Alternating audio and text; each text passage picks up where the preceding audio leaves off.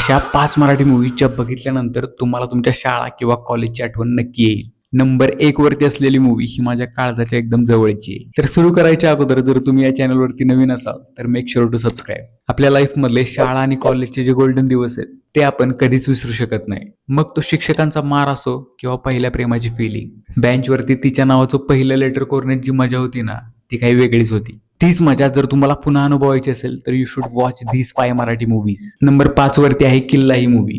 खूप कमी अशा मूव्हीज आहेत ज्या एवढ्या प्युअरली इमोशन डिलिव्हर करतात आणि किल्ला ही त्यापैकी एक आहे. यामध्ये स्टोरी दाखवली चिन्मयची, जो त्याच्या आईच्या बदलीमुळे कोकणामध्ये येतो. आता सुरुवातीला त्याला इकडे अजिबात करमत नसतं.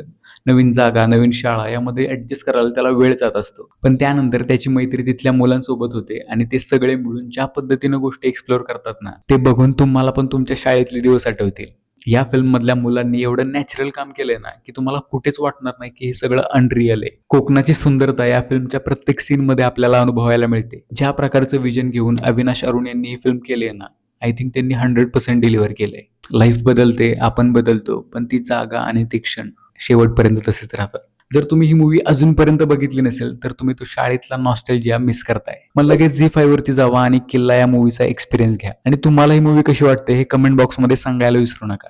नंबर 4 वरती जी मूवी आहे ती आपल्यापैकी बऱ्याच जणांनी ऑलरेडी पाहिली. एक काळ होता जेव्हा या मूवीने अख्खं मार्केट जाम केलं होतं. मी बोलतोय टाइमपास या मूवी बद्दल. 2014 मध्ये ही मूवी थिएटरला रिलीज झाली आणि दगडू आणि प्राजूची लव्ह स्टोरी महाराष्ट्रातल्या प्रत्येक घराघरामध्ये पोहोचली. या फिल्म मधले डायलॉग्स हे पब्लिकच्या अक्षरशः अंगवळणी पडले होते. आमच्या शाळेत पोरांनी सरांचं नाव शाकाळ ठेवलं होतं. एवढंच काय, जर कोणाकडून चूक झाली तर नया हे असं म्हणून आम्ही मोकळं व्हायचो. हळदीपासून ते वरातीपर्यंत डीजे वरती ही पोलीस अजूक तुपातली हे गाणं ट्रेंडिंगला होतं. रवी जाधव यांनी टाइमपासच्या रूपानं टीनेज लव्ह स्टोरीचं वारं मराठीमध्ये आणलं होतं, ज्याने बॉक्स ऑफिस वरती 2014 मध्ये 37 कोटींचा आकडा गाठला होता. या फिल्मच्या सक्सेस नंतर याचे अजून 2 पार्ट आले, पण पहिल्या टाइमपासची सर दुसऱ्या कशालाच नाही. या फिल्मनं शिकवलं की प्रेम म्हणजे टाइमपास नसतो. नंबर 3 वरती अशी मूवी आहे ज्या मूवीशी आपण सगळे रिलेट करतो. आपल्या शाळेची लाईफ एवढ्या परफेक्टली याच मूवीने दाखवली. त्या मूवीचं नाव आहे शाळा. शाळा ही अशी मूवी आहे जी तुम्ही कधी पण आणि कितीदा पण बघा, बोर होण्याचा चान्सच नाही. या फिल्म मधल्या कॅरेक्टरांच्याकडे बघितल्यावर कळतं की आपल्या पण शाळेमध्ये कोणीतरी जोशा, कोणीतरी शिरोडकर, कोणीतरी केवढा, कोणीतरी फावड्या होतच की. शाळा मूवीमध्ये फक्त टीनेज लव्ह स्टोरी नाही तर इमोशन आणि ह्युमर परफेक्टली मॅनेज केलंय. सुजय ढाके यांची ही डेब्यू फिल्म होती आणि भाई काय सुंदर बनवली त्यांनीही. या फिल्मची स्टोरी ही मिलिंद बोकील यांच्या शाळा या नॉवेलवरती आधारित आहे. ही मूवी तुम्ही अमेझॉन प्राईम वरती बघू शकता. जर तुम्ही बघितली नसेल तर एकदम हायली रेकमेंडेड आहे, एकदा नक्की बघा. थोडा चेंज वाटत असेल तर सॉरी, कारण रात्री लाईट गेली होती आणि रात्री आलीच नाही, सकाळी आली, त्यामुळे मी व्हिडिओ सकाळी शूट करतोय. नंबर 2 वरती अशी मूवी आहे ज्याने रिलीज नंतर बॉक्स ऑफिस अक्षरशः हादरून सोडलं होतं आणि या मूवीचा रिमेक कन्नडा, पंजाबी, बंगाली आणि बॉलिवूडने सुद्धा केला होता. तर मी बोलतोय मराठी मधल्या हायएस्ट ग्रॉसिंग मूवी सैराट बद्दल. 2016ला ही मूवी रिलीज झाली आणि रिलीजच्या 1-2 दिवसांमध्येच निव्वळ माउथ पब्लिसिटीच्या जोरावरती या मूवीने एवढी क्रेज निर्माण केली की याचे पुढचे सगळे शोज हाऊसफुल जायला लागले. लोक थिएटरमध्ये जाऊन नाचू लागली. गाड्यांच्या नंबर प्लेट पासून ते हॉटेलच्या नावापर्यंत सगळीकडे सैराट दिसू लागले.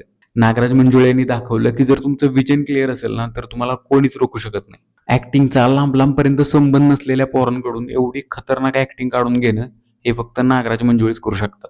कॉलेज लव्ह स्टोरीज आपण खूप बघितल्यात, पण या प्रकारच्या स्टोरी टेलिंग सोबत मला अजून आठवतंय लोक हसत हसत थिएटरमध्ये जायची, पण क्लायमॅक्स बघितल्यानंतर प्रत्येकाच्या डोळ्यात पाणी असायचं. झिंगाट गाण्यावरती इंटरव्हल पर्यंत नाचणारी सगळी, इंटरव्हल नंतर एकदम सायलेंट. आर्ची, परशा, लांगड्या, साल्या ही कॅरेक्टर्स लोक कधीच विसरू शकणार नाहीत. जेवणाला जसं मिठाशिवाय चव नाही ना, तसंच सैराटला अजय अतुलच्या म्युझिक शिवाय चव नाही. जेव्हा आर्ची आणि परशा शेतामध्ये पळत असतात तेव्हा जे बॅकग्राऊंड मध्ये म्युझिक वाजत असतं ना, भाई अंगावरती काटा येतो. फिल्मचा रॉनेस आणि ओरिजिनॅलिटी हाच या फिल्मचा मेन USP आहे. आता नंबर 1 वरती जाण्या अगोदर ही जी मी 5 मूवीची लिस्ट बनवली ती मी माझ्या प्रेफरन्सने बनवली आहे, त्यामुळे तुमची चॉईस ही माझ्यापेक्षा वेगळी असू शकते अँड आय रिस्पेक्ट दॅट. तर मगाशी म्हटल्याप्रमाणे नंबर 1 वरती अशी मूवी आहे जी माझ्या काळजाच्या एकदम जवळची आहे. अगेन या फिल्मचं डिरेक्शन सुद्धा नागराज मंजुळे यांनी केलंय. तर मी बोलतोय फॅन्ट्री या मूवी बद्दल. ज्या काही गोष्टी त्यांनी या फिल्म मध्ये दाखवल्या त्या आपल्याला माणूस म्हणून विचार करायला भाग पाडतात. जब्याचं ते निरागस एकतर्फी प्रेम, त्याचा रोजच्या जीवनातील स्ट्रगल आणि समाजाने दिलेल्या वेगळेपणाची जाणीव हे प्रत्येक सीन मध्ये आपल्याला बघायला मिळते. फॅन्ट्री हा एक आरसा आहे जो नागराजने समाजाला दाखवलाय. या फिल्ममध्ये जब्याचा रोल ज्या मुलाने केलाय, सोमनाथ अवघडे, हा नागराज यांना एका कार्यक्रमामध्ये हलगी वाजवताना दिसला होता. त्याच्याबरोबर बोलल्यावरती, त्याचा आवाज ऐकल्यावरती नागराज मंजुळे यांना एवढं भारी वाटलं ना, की त्यांनी डायरेक्ट त्याला मूवीमध्ये कास्ट केलं. एवढं सगळं असताना नागराज मंजुळे यांनी किती सहज त्याच्याकडून काम काढून घेतलं. जर तुम्ही ही मूवी बघितली असेल तर या फिल्मच्या शेवटच्या सीन बद्दल तुम्हाला काय वाटतं हे कमेंट बॉक्समध्ये लिहायला विसरू नका. भेटू पुन्हा अशाच एका नवीन व्हिडिओमध्ये. तोपर्यंत धन्यवाद.